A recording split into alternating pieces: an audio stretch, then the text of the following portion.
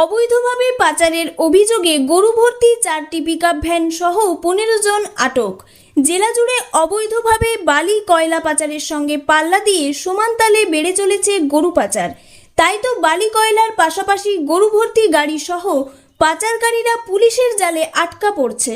সেরূপ আজ 22শে মে সকালের দিকে ডিএসপি ডিইবি স্বপন কুমার চক্রবর্তীর নেতৃত্বে একটি বিশেষ দল রামপুরহাট থানার অন্তর্গত মনসুবা মোড় থেকে তারাপীঠের মাঝামাঝি পাকা রাস্তার ওপর অবৈধভাবে গরু পরিবহনের বিরুদ্ধে অভিযান চালানো হয়।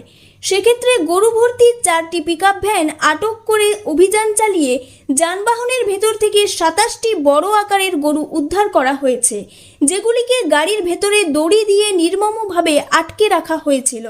চালকদের কাছে কোনো বৈধ কাগজপত্র না থাকায় 27টি গরু ভর্তি 4টি পিকআপ ভ্যান 4 জন গাড়ির চালক সহ মোট 15 জনকে আটক করা হয়। স্থানীয়দের অভিযোগ, পাচারকারীরা রামপুরহাট এবং তারাপীঠ শহর এলাকা দিয়ে 14 নম্বর জাতীয় সড়কের ওপর দিয়ে প্রকাশ্যে দিবালোকে তারাপীঠের দিকে যাওয়া রাস্তা করিডোর হিসেবে ব্যবহার করে অবৈধ গরু পাচার করছে বলে মনে হচ্ছে। স্থানীয়দের পাশাপাশি তারাপীঠ মন্দিরে দর্শন করতে আসা বহিরাগত অনেক ভক্তরাও এই ধরনের অবৈধ কার্যকলাপে অতিষ্ঠ। বাজেয়াপ্ত গাড়ি, গরু সহ ধৃতদের স্থানীয় রামপুরহাট থানার পুলিশের কাছে হস্তান্তর করা হয়েছে এবং আইন অনুযায়ী অপরাধীদের বিরুদ্ধে ব্যবস্থা নেওয়ার নির্দেশ দেওয়া হয়েছে বলে পুলিশ সূত্রে জানা যায়। বীরভূম থেকে শেখ রিয়াজউদ্দিনের রিপোর্ট।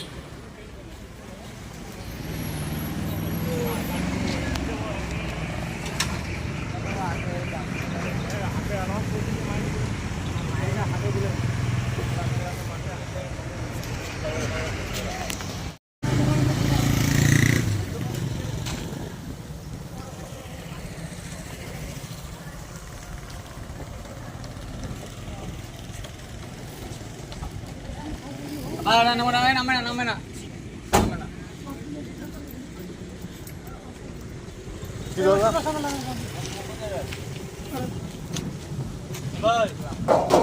একটু এইদিকে দাও, সাইড দাও।